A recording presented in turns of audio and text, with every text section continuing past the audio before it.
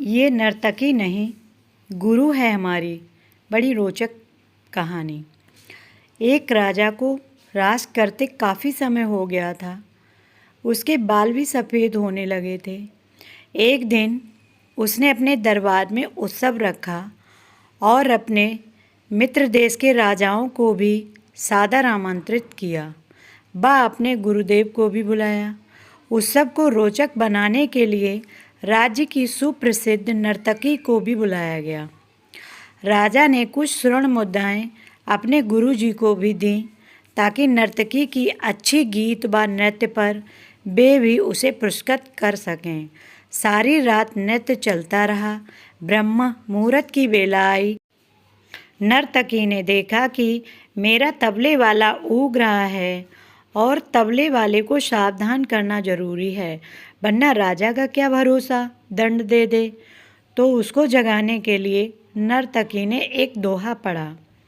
घड़ी गई थोड़ी रही या मैं पल पल जाए, एक पलक के कारण यूं ना कलंक लगाए। अब इस दोहे का अलग अलग व्यक्तियों ने अपने अनुरूप अर्थ निकाला। तबले वाला सतर्क होकर तबला बजाने लगा। जब ये दोहा गुरुजी ने सुना तो गुरुजी ने सारी मोहरें उस नर्तकी को अर्पण कर दी।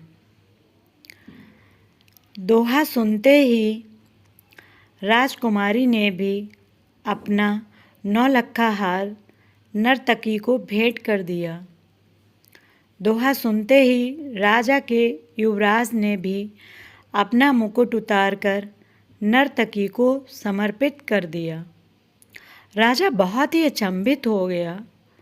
सोचने लगा, रात भर से नृत्य चल रहा है, पर ये क्या? अचानक एक दोहे से सब अपनी मूल्यवान वस्तु बहुत ही खुश होकर नर्तकी को समर्पित कर रहे हैं। राजा सिंहासन से उठा और नर्तकी को बोला, एक दोहे द्वारा एक सामान्य नर्तकी होकर तुमने सबको लूट लिया। जब ये बात राजा के गुरु ने सुनी तो गुरु के नेत्रों में आंसू आ गए और गुरुजी कहने लगे, राजा, इसको नीच नर्तकी मत कह, ये अब मेरी गुरु बन गई है, क्योंकि इसके दोहे ने मेरी आंखें खोल दी हैं। दोहे से ये कह रही है कि मैं सारी उम्र जंगलों में भक्ति करता रहा और आखिरी समय में नर्तकी का मुजरा देखकर अपनी साधना नष्ट करने यहाँ चला आया हूँ। भाई, मैं तो चला। ये कहकर गुरुजी तो अपना कमंडल उठाकर जंगल की ओर चल पड़े।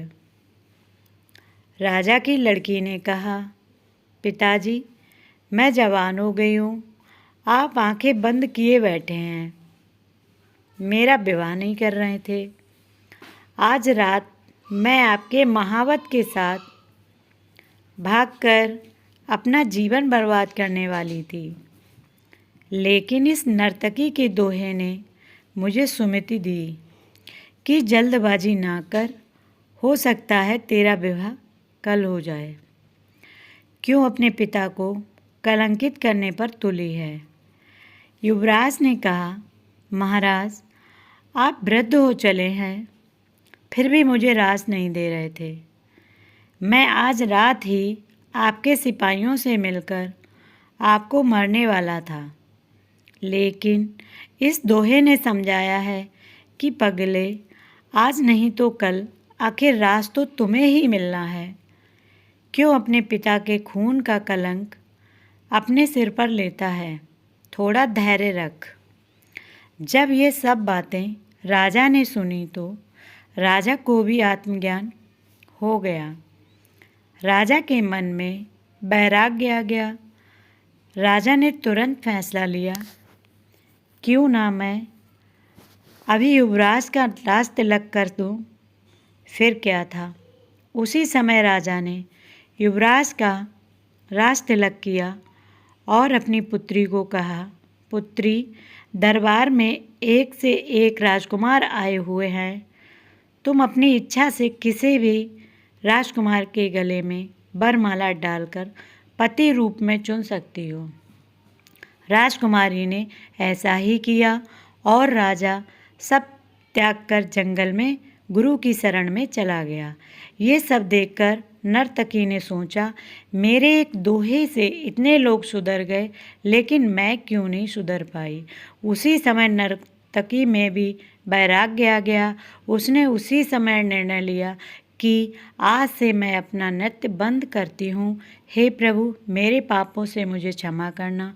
बस आज से मैं सिर्फ तेरा सुमिरन करूँ।